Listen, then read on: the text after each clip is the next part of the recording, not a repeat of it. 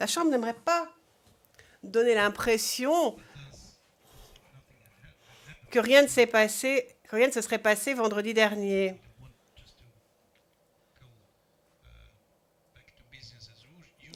On ne veut pas faire comme si c'était rien passé et nous voulons quand même faire remarquer certains points. Comment dire?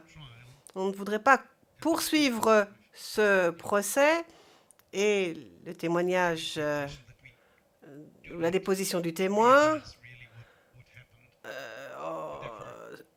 en faisant semblant qu'il ne s'est rien passé. Absolument pas. Nous savons très bien qu'il s'est passé quelque chose et c'est pour cela que la Chambre va faire une déclaration et deux recommandations. Voici notre déclaration. Tout d'abord.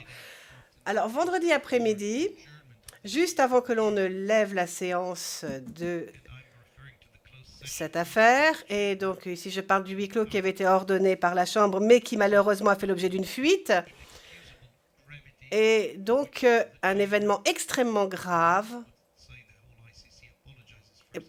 et la Chambre, et d'ailleurs toute la Cour, présente ses excuses, ces excuses aux témoins dont le nom a été rendu public. C'est une ordonnance aussi sensible où l'on demande de passer d'audience publique à huis clos pour pouvoir débattre de points qui ne doivent pas être débattus ne doivent pas être révélés au public. Alors, ne pas mettre en œuvre cette ordonnance, c'est extrêmement grave. Et la Chambre donc a demandé une enquête interne afin de savoir qui était responsable de cela. Alors, on ne sait pas si c'est de l'incompétence, de la stupidité, de la négligence, voire je ne sais même pas quoi. Je ne préfère ne même pas me lancer dans des conjectures sur ce point. Nous attendons le rapport pour avoir quels sont les faits exactement.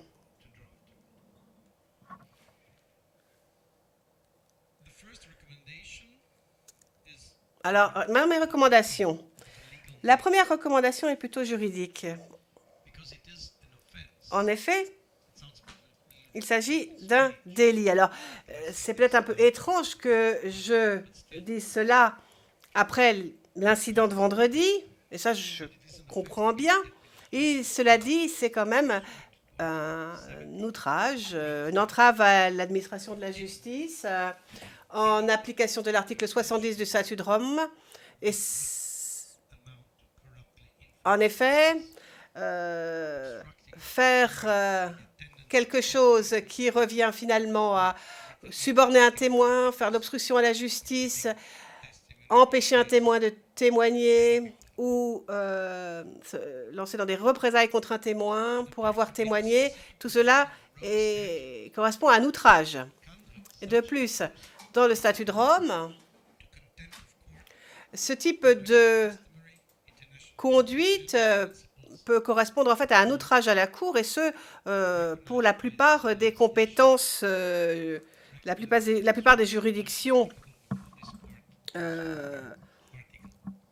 reconnues par toute nation civilisée, qui sont donc la source du droit applicable devant cette Cour au titre de l'article 21 du statut. Alors, révéler l'identité d'un témoin qui est censé être protégé par cette Cour équivaut à commettre un délit envers cette Cour. Et donc, toute personne qui propagerait ce type d'information serait donc coupable de délit. La Chambre tient donc à rappeler à tout le monde, les personnes qui sont dans le prétoire, qui sont dans la galerie, qui sont en Côte d'Ivoire, qu'ils n'ont pas le droit de faire quoi que ce soit qui pourrait propager l'identité ou essayer de révéler l'identité de témoins protégés par cette Cour. Alors, la motivation de ce type de conduite n'est pas pertinente de toute façon. La façon dont on obtient l'information n'est pas non plus pertinente. Les membres de la presse, les blogueurs, les personnes sur les réseaux sociaux, les participants aux réseaux sociaux, les hôtes de sites web doivent absolument faire tout ce qui est en leur mesure pour que ne soit pas dévoilée l'identité de témoins protégés. Et ils doivent aussi faire tout ce qui est en leur possible pour que ne soit pas disséminé en deuxième main ce type d'information. Ça, c'était ma première recommandation. Deuxième recommandation, elle est plus didactique. Disons qu'elle se base plutôt sur la morale plus que sur le droit. La CPI est une cour qui dit le droit. Ce n'est pas une arène politique. Notre travail ici est très important et sérieux. Il s'agit d'un procès qui est basé sur un règlement de procédure qui doit être suivi pour décider en fin de compte si l'accusé est innocent ou coupable des crimes qu'on lui reproche, qu'on leur reproche. Donc les règles et les articles de droit que nous appliquons dans cette cour sont reconnus par la communauté internationale. Et là, c'est encore plus important, sont reconnus aussi par la Côte d'Ivoire, qui a ratifié le statut et qui s'est donc engagé à le suivre et à reconnaître la Cour ainsi que ses règlements. Mais si l'on veut appliquer la loi, si l'on veut comprendre ce qui s'est passé dans cette affaire, et si, afin, en fin de compte, de rendre une décision libre, je répète, libre et informée et indépendante, et, nous l'espérons, juste, la Chambre doit analyser les documents, mais doit aussi entendre le récit des personnes qui ont assisté aux faits, qui ont vécu ces faits et qui nous font part de leur expérience.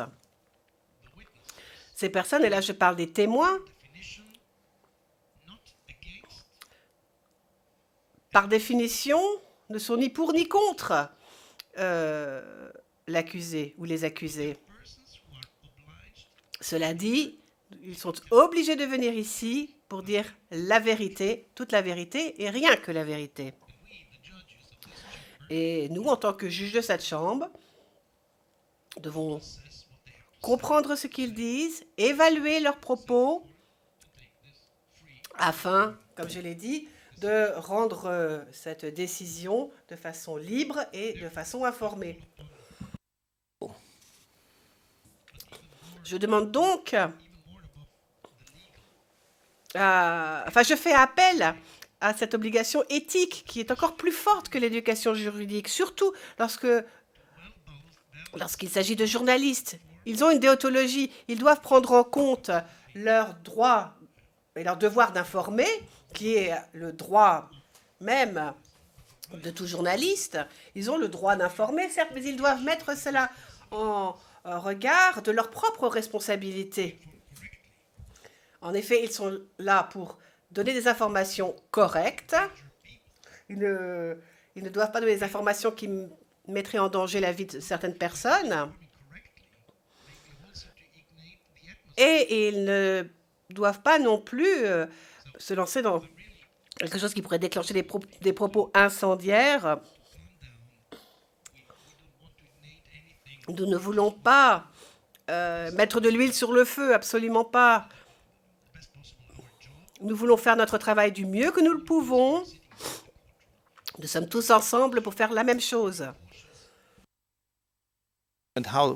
Les observateurs devraient donc faire très attention à ce qu'ils entendent et surtout à la façon dont ils diffusent les nouvelles qui sortent de ce prétoire. I think we can let it. Sur ce, je pense que nous pouvons passer à autre chose. Évidemment, nous attendons le dépôt du rapport, mais pour l'instant, je demande au greffier d'audience de bien vouloir faire entrer le témoin afin que nous puissions poursuivre sa déposition.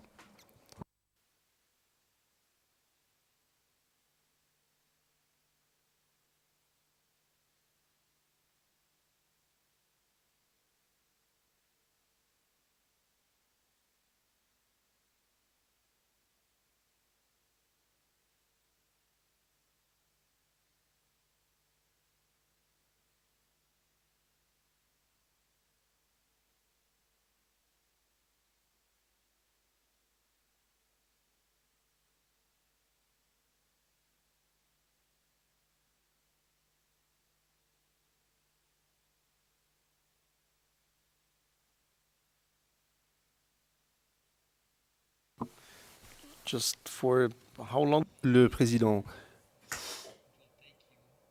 vous pensez en avoir pour combien de temps? Et je m'adresse à vous, maître Hocher, je m'adresse également à maître Knops. Donnez-nous juste un ordre d'idée. Est-ce que vous avez une estimation? Maître Hocher, évidemment, tout dépend des réponses qui seront apportées, des objections qui seront éventuellement soulevées. Je pense en avoir au moins jusqu'à l'après-midi, étant donné l'heure qu'il est maintenant.